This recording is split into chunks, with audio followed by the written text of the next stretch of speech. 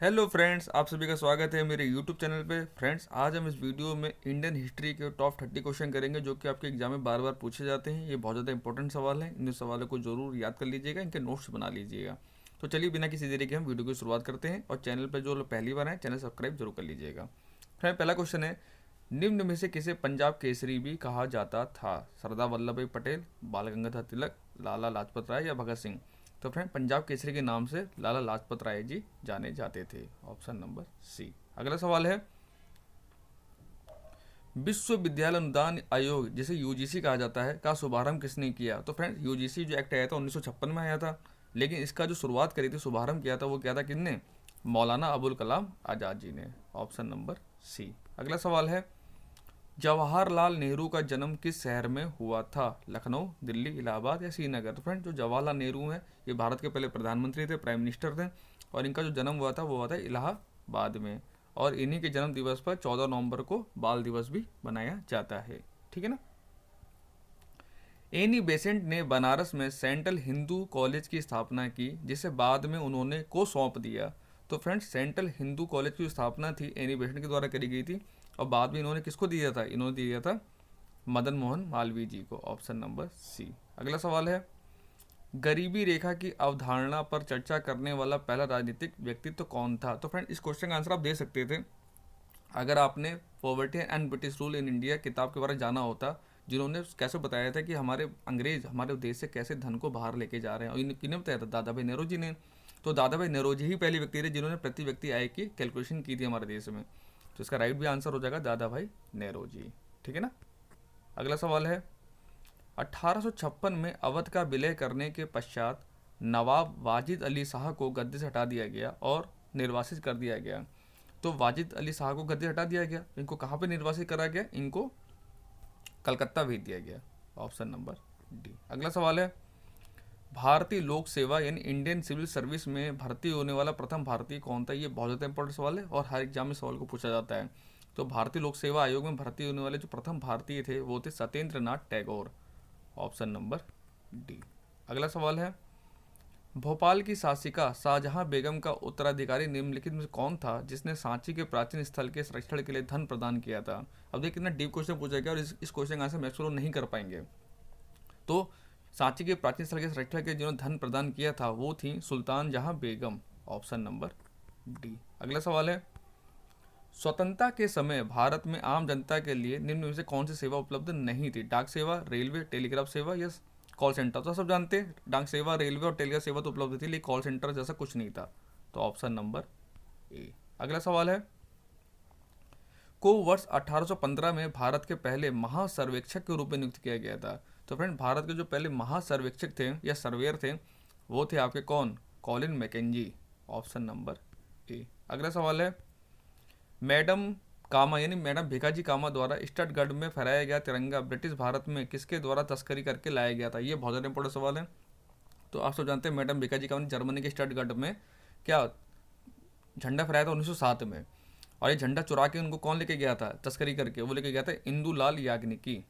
Option number D. अगला सवाल है, प्रख्यात समाज सुधारक और महिला शिक्षा कार्यकर्ता पंडित रमाबाई सरस्वती की महान विद्वान थी। तो पंडित रमाबाई सरस्वती, इन्होंने महिला के उत्थान के लिए, उनकी शिक्षा के लिए बहुत ज़्यादा काम किया था इतिहास में। और ये सबसे ज़्यादा संस्कृत बहुत ज़्यादा विद्वान थी हैं। Option number D. अगला सवाल है, पृथक आंध्र के लिए आंदोलन को किस नाम से जाना जाता है? तो फ्रेंड्स, सब जानते हैं भाषाई आधार पर जो पहला राज्य गठित हुआ था वो आंध्र प्रदेश ही था। और इसके लिए क्या था? विशाल आंध्र आंदोलन चलाया गया था। Option number D. अगला सवाल है, 27 अगस्त 1947 संविधान सभा की बहस में किसने कहा, मेरा मानना है कि पृथक निर्वाचक मंडल अल्पसंख्यकों के लिए आत्मघाती होगा?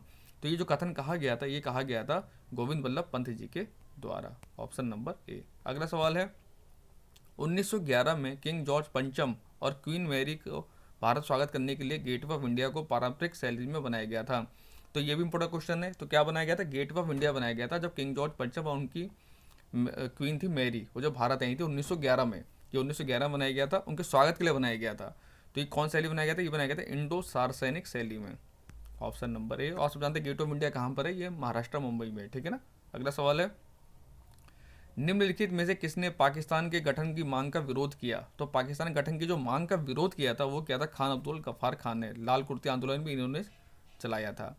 और ये पहले ऐसे व्यक्ति हैं जिनको कौन से, जो भारत के नागरिक ना होते हुए इनको भारत ने दिया गया था। ठीक है ना। जय जवान जय किसान का प्रसिद्ध नारा किसने दिया? तो फ्रेंड, जय जवान जय किसान का नारा दिया था, वो दिया था किन्होंने? लाल बहादुर शास्त्री जी ने।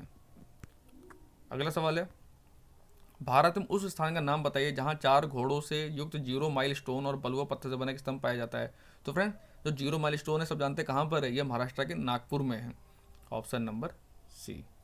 अगला सवाल है, उस नेता का नाम बताइए जिसके विरोध के कारण 1928 में कांग्रेस और मुस्लिम लीग के बीच समझौते की सभी उम्मीदें खत्म हो गई थी। तो समझौता हो सकता था, लेकिन ये एक व्यक्ति था जिसने बहुत ज़्यादा खलबली मचा दी थी। वो व्यक्ति का नाम था M R. Jayakar. Option number D. अगला सवाल है, 1930 में दलितों को दलित वर्ग संघ में किसने संगठित किया और उनके लिए पृथक निर्वाचक मंडल की मांग की? तो पृथक निर्वाचक मंडल की जो मांग करने वाले थे वो थे B.R. Ambedkar ji. Option number D. अगला सवाल है, राष्ट्रवाद के प्रचार के लिए समाचार पत्र द अल हिलाल का प्रकाशन किसने शुरू किया था? द अल हिलाल बहुत ज़्यादा इंपॉर्टेंट है। इसका जो प्रकाशन किया गया था वो करा गया था मौलाना अबुल कलाम आज़ाद के द्वारा। ठीक है ना। अगला सवाल है, विश्व भारती की स्थापना किसने की जो बाद में केंद्रीय विश्वविद्यालय बन गया? तो फ्रेंड, विश्व भारती जो वेस्ट बंगाल में है इसकी स्थापना की थी रविन्द्रनाथ टैगोर जी ने।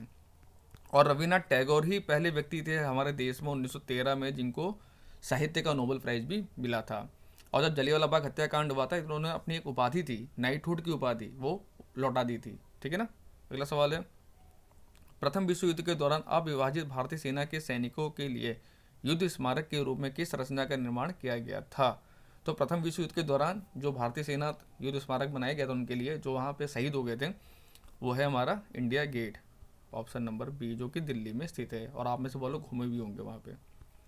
क्लेमेंट एटली जो बाद में ब्रिटेन के प्रधानमंत्री बने के सदस्य के रूप में भारत आए थे? तो क्लेमेंट एटली ब्रिटेन का प्रधानमंत्री तो बना था, उससे पहले ये भारत भी आया था। एक हमारे पास एक कमीशन आया था साइमन कमीशन, उसी में ये भारत आया था। राइट आंसर होगा हमारा साइमन कमीशन 1927 में। ठीक है ना। किस महान स्वतंत्रता सेनानी को देशबंधु के नाम से जाना जाता था? तो फ्रेंड, देशबंधु के नाम से जो जाने जाते थे स्वतंत्रता सेनानी, उनका नाम है क्या? चित्तरंजन दास। और CLW चित्तरंजन लोकोमोटिव वर्क्स भी है इनके नाम पे ही वेस्ट बंगाल में। ठीक है ना। 1861 में भारतीय पुरातत्व सर्वेक्षण की स्थापना किसके द्वारा की गई थी? ये बहुत इंपॉर्टेंट सवाल है ये भी। तो भारतीय पुरातत्व सर्वेक्षण की जो स्थापना करी गई थी 1861 में अलेक्जेंडर कनिंघम के द्वारा। अगला सवाल है, भारतीय राष्ट्रीय ध्वज भिकाजी कामा द्वारा में फहराया गया था? तो देखिए यहाँ से इनसे 2 क्वेश्चन पूछ लिए गए ना। मैंने आपको यार जर्मनी में 1907 में स्टटगर्ट में इन्होंने फहराया था, तो इसका आंसर क्या है? वो जर्मनी। Option number C. अगला सवाल है, लंदन में प्रथम गोलमेज सम्मेलन के दौरान ब्रिटिश प्रधानमंत्री कौन थे? तो जो गोलमेज सम्मेलन हुए थे ना, ये बहुत ज़्यादा इंपॉर्टेंट है। 3 गोलमेज सम्मेलन हुए थे टोटल। तो यहाँ से 2-3 क्वेश्चन पूछे जाते हैं जो मेनली एग्जाम पूछे जाते हैं। तो तीनों गोल में सम्मेलन जो भाग लेने वाले व्यक्ति थे वो तो थे B.R. अम्बेडकर जी, जिन्होंने तीनों गोल में सम्मेलन में भाग लिया। और गांधी जी का पूछा था, तो गांधी जी ने जो सेकंड राउंड टेबल कॉन्फ्रेंस हुआ था, जो दूसरा वाला हुआ था, उसमें उन्होंने खाली भाग लिया था। ठीक है ना।